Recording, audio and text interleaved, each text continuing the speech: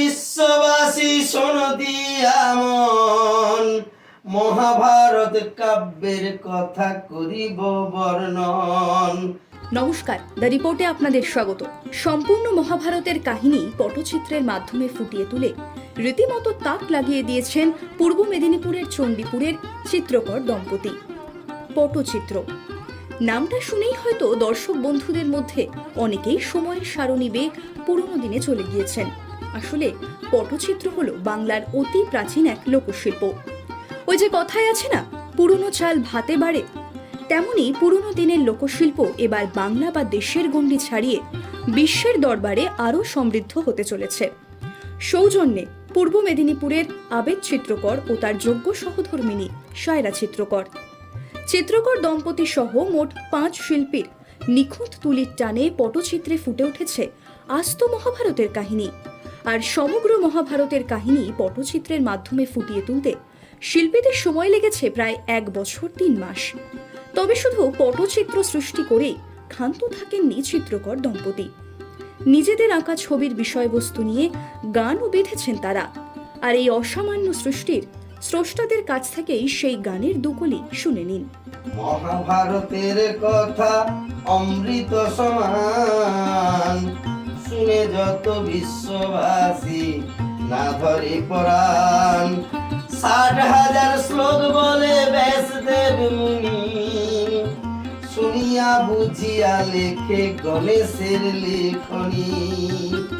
ব্যাসদেব বলে গণেশ শুনো মোর কথা, শ্লোকের অর্থ না বুঝিয়া লিখিবে না হেথা। 18 পর্বে লেখা হলো সেই মহাভারত কাব্য, একে একে বলবো হেথা করি প্রণিপাত। শান্তনু নামেতে রাজা, সেই হস্তিনারে রাজা, মহাসুখে রাজ্য করে নিয়ে মন্ত্রী প্রজা। কিন্তু তাহার মনের কথা কে বুঝিতে পারে, আর সন্তান শোকে বসিয়াছে সেই গঙ্গা নদীর ধারে। বুঝিয়া গঙ্গা দেবী রাজার মনের ব্যথা, করিতে চাইল বিয়ে করে নাই অন্যথা। শান্তনু আর গঙ্গা দেবীর হইল যে এক শর্ত, বলে আমার কাজে দিলে বাধা ছেড়ে যাব মর্ত। শান্তনুর বিয়ে হলো সেই গঙ্গা দেবীর সনে, আনন্দিত হলো প্রজা আর সভাসদ গণে। দিন যায় মাস যায় আসে বছর ঘুরে, আরে অষ্টবসুর জন্ম হলো গঙ্গার কোল জুড়ে। ঋষির সাপে অষ্টবসু এলো গঙ্গার কোলে, একে একে নিক্ষেপ দিল সবে উদ্ধার হবে বলে। বংশ রক্ষার তরে রাজা ভাবছে মনে মনে, বংশ রক্ষার তরে রাজা ভাবছে মনে মনে। আরে 7 পুত্র মরল ডুবে ঋষির বচনে। অষ্টবসু দেবব্রত আজ পেল গোরে হাই, শান্তনুর বংশ রক্ষা শুনো বলে যাই। গঙ্গা দেবীর মর্ত ছাড়ে পূর্ব শর্ত মতো, আরে গঙ্গা দেবী মর্ত ছাড়ে পূর্ব শর্ত মতো।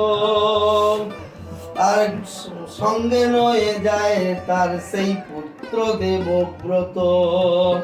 বলিল শুনো রাজা পুত্রে পাবে পরে, আর 16 বৎসর পূর্ণ হলে দিয়ে যাব তারে।